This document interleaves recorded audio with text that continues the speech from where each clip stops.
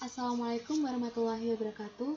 Kembali lagi bersama saya, Fazza Salsabila, dalam video pembelajaran jaringan komputer. Pada kesempatan kali ini, kita akan belajar mengenai standarisasi jaringan komputer. Standarisasi jaringan merupakan sebuah aturan main atau protokol yang digunakan agar semua hal atau pekerjaan dapat berjalan dengan baik. Lalu, bagaimana cara protokol jaringan berinteraksi?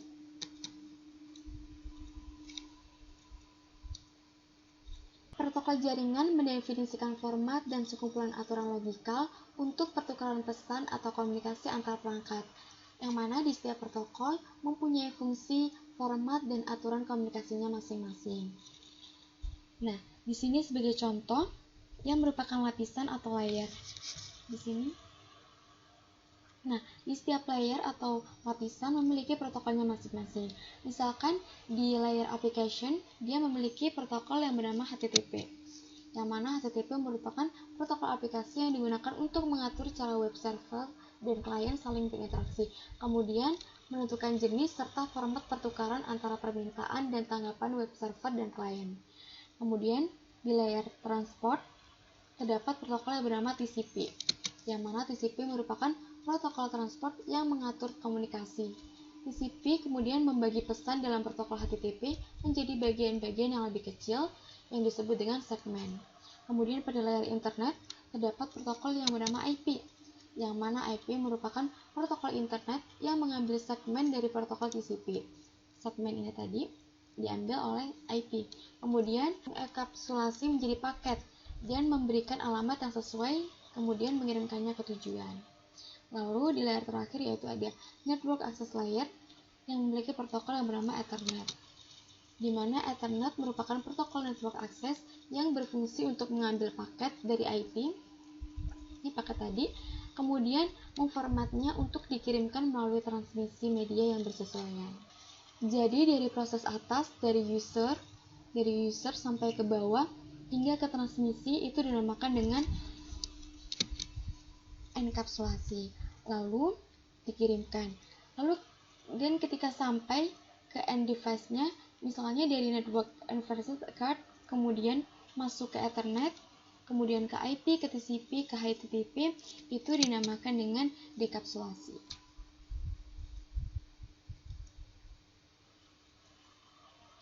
Nah, di sini kita membahas model network, yang mana model network menggambarkan fungsi-fungsi yang beroperasi dalam jaringan. Di sini terdapat dua jenis model network yang digunakan saat ini. Yang pertama adalah OSI model, dan yang kedua ada TCP/IP. Dapat kita lihat di sini bahwa OSI model dan TCP/IP memiliki perbedaan. Yang mana di OSI model dia memiliki 7 layer yang terdiri atas application, presentation, session, transport, network, data link, dan physical. Sedangkan pada TCP/IP model terdapat 4 layer saja yang terdiri dari application, transport, network, dan network interface. Pada dasarnya sama, hanya saja pada layer application di TCP/IP model itu pada OSI modelnya dibagi menjadi 3, yaitu application, presentation, dan session. Untuk transportnya sama, yaitu untuk contoh protokolnya ada TCP dan UDP.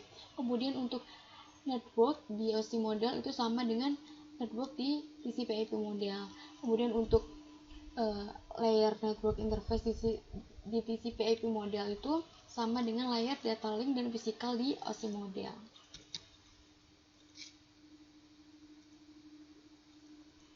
Selanjutnya kita membahas OSI model, yang mana model referensi OSI secara konseptual terbagi ke dalam 7 lapisan, di mana masing-masing lapisan memiliki fungsi jaringan yang spesifik. Model Open System Interconnection OSI diciptakan oleh International Organization for Standardization ISO yang menyediakan kerangka logikal terstruktur mengenai bagaimana proses komunikasi data berinteraksi melalui jaringan. Nah, di sini dapat kita lihat bahwa OSI model memiliki 7 layer. Yang pertama, dari layer pertama ada physical layer yang berfungsi untuk mengirimkan data melalui media transmisi. Kemudian di atasnya, di layer kedua ada layer data link yang mana berfungsi untuk menambahkan MAC address pada paket. Kemudian untuk layer ketiga yaitu ada network layer yang berfungsi untuk menambahkan alamat jaringan pada paket. Kemudian untuk layer keempat terdapat transport layer yang berfungsi untuk mengatur flow control, acknowledgement, dan mengirim ulang data jika diperlukan. Kemudian untuk layer kelima terdapat layer session atau session layer yang berfungsi untuk membentuk koneksi kemudian memutuskannya ketika seluruh data telah terkirim. Kemudian untuk layer keenam terdapat presentation layer yang berfungsi untuk memformat data sehingga dapat dikenali oleh penerima. Kemudian untuk layer ketujuh atau application layer berfungsi untuk menunjang aplikasi untuk berkomunikasi melalui jaringan.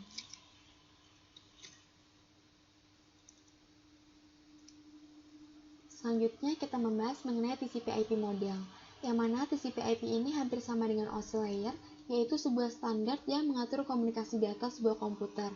TCP/IP adalah singkatan dari Transmission Control Protocol atau Internet Protocol, yang mana untuk modelnya TCP/IP menggunakan referensi DARPA.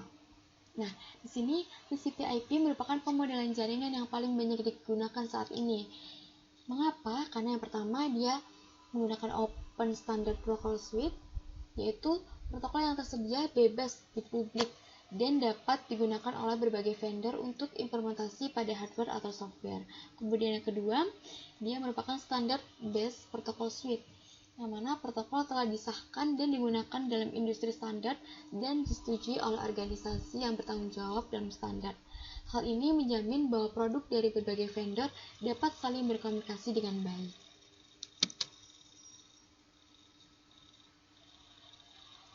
Arsitektur TCP/IP tidaklah berbasis model referensi 7 lapis seperti OSI, tetapi dia menggunakan model referensi DARPA.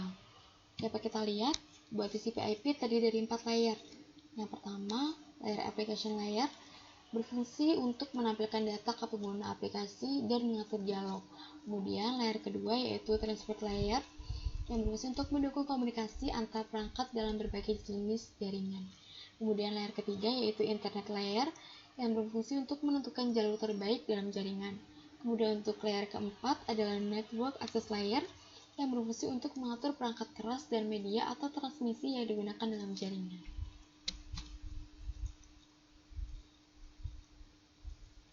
Selanjutnya kita akan membahas mengenai protokol yang digunakan dalam OSI model dan TCP/IP model, yang mana pada layer application pada TCP/IP model dan layer application presentation dan session di OSI model menggunakan protokol, yaitu di sistem penamaan ada DNS, di host config ada DHCP versi 4, DHCP versi 6, dan slide. Kemudian untuk email ada SMTP, POP3, dan IMAP.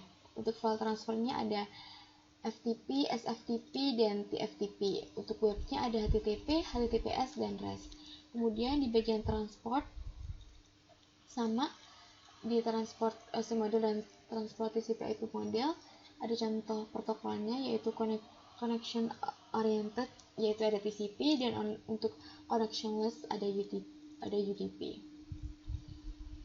Kemudian untuk layer internet di TCP/IP model dan layer network di OSI model, untuk contoh protokolnya di internet protokol ada IP versi 4, IP versi 6, dan NET.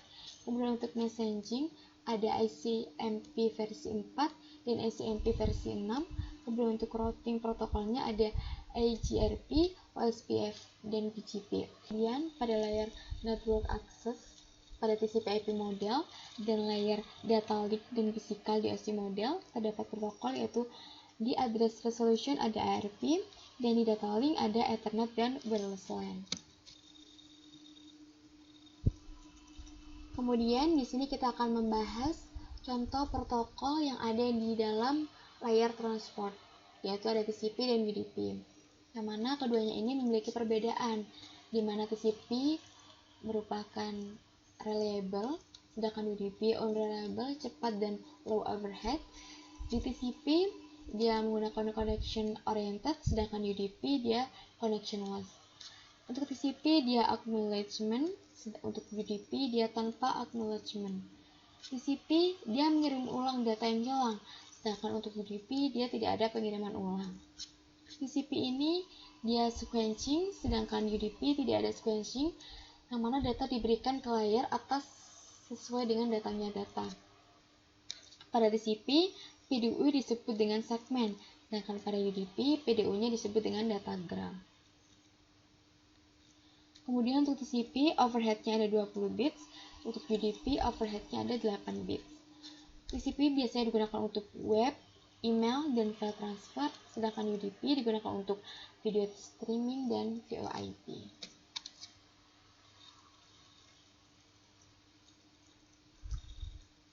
Selanjutnya, kita akan membahas mengenai network port, yang mana merupakan mekanisme yang mengizinkan sebuah komputer untuk mendukung beberapa sesi koneksi dengan komputer lainnya dan program di dalam jaringan. Dilihat dari penomorannya, port UDP dan TCP dibagi menjadi 3 jenis. Yang pertama yaitu ada well-known ports, yang pada awalnya berkisar antara 0 sampai 255, tapi kemudian diperlebar untuk mendukung antara 0 hingga 1023. Nah, yang kedua ada registered port, yang mana merupakan port-port yang digunakan oleh vendor-vendor komputer atau jaringan yang berbeda untuk mendukung aplikasi dan sistem operasi yang mereka buat. Registered port juga diketahui dan didaftarkan oleh IANA, tetapi tidak dialokasikan secara permanen, sehingga vendor lainnya dapat menggunakan port number yang sama. Untuk range-nya, dia berada di 1024 hingga 49151. Untuk yang ketiga ada dynamic port, yang mana merupakan port-port yang ditetapkan oleh sistem operasi atau aplikasi yang digunakan untuk melayani request dari pengguna sesuai dengan kebutuhan. Nah, dynamic port ini ring portnya berkisaran dari 49.152 hingga 65.565.